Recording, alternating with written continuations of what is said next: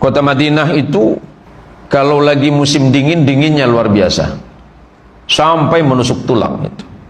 Di udara yang dingin di kota Madinah masa Rasulullah Sallallahu Alaihi Wasallam, tiba-tiba Rasulullah subuh itu kedatangan tamu istimewa, dan tamu istimewa itu membuat Rasulullah kaget, membuat Rasulullah terkejut. Ternyata yang datang itu adalah malaikat maut. Assalamualaikum ya Rasulullah. Waalaikumsalam warahmatullah. Rasulullah kaget dan bertanya, ada apa gerangan pagi-pagi seperti ini? Di udara yang dingin itu ternyata Rasulullah keringetan karena kedatangan malaikat maut. Dan Rasulullah kemudian bertanya, ya Israel, apa kira-kira yang membuat engkau datang kemari subuh ini?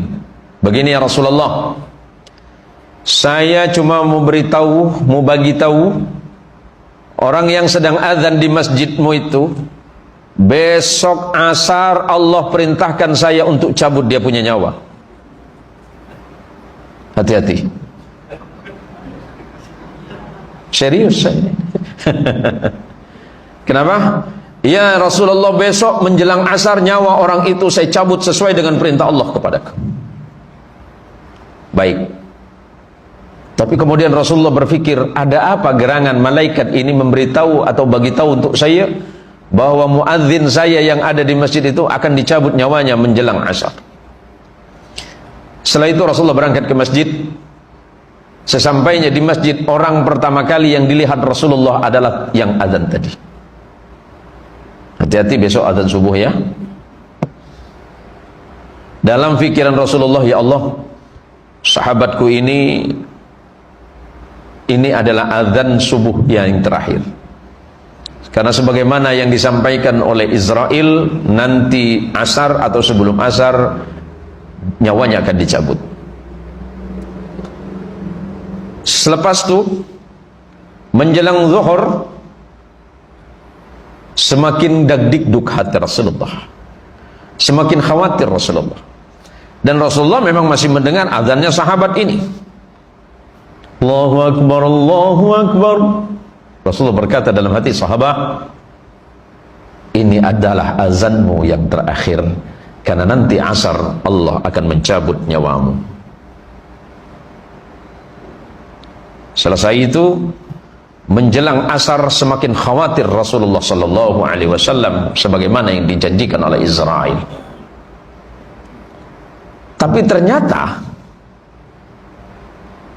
di saat asar, sahabat ini malah azan lagi. Rasulullah tersenyum dalam hatinya. Waduh, gimana Israel ini? Kan tidak mungkin ada malaikat bohong. Tapi kenapa berita yang dia sampaikan berbeda dengan kenyataannya? Tapi Rasulullah tidak menggubris itu.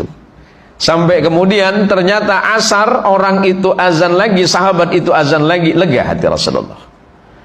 Selepas sholat asar kemudian Rasulullah memanggil Israel, ya Israel, datanglah kemari. Datang Israel, ya Rasulullah, labbaik wa sa'daik. Ada apa ya Rasulullah? Atas dulimu saya datang. Begini Israel, tadi subuh engkau bercerita kepadaku bahwa muadzinku yang ada di masjid itu akan kau cabut nyawanya menjelang salat asar. Tapi ternyata tadi barusan salat asar dia azan lagi. Ada apa itu? Ya Rasulullah, saya tidak bermaksud membohongi anda ya Rasulullah. Memang Allah telah memerintahkan kepadaku untuk mencabut sahabatmu yang azan itu. Tapi ketika saya temui dia untuk saya cabut, ya Allah, ya Rasulullah, turun perintah Allah agar aku mengundurkan untuk mencabut nyawanya.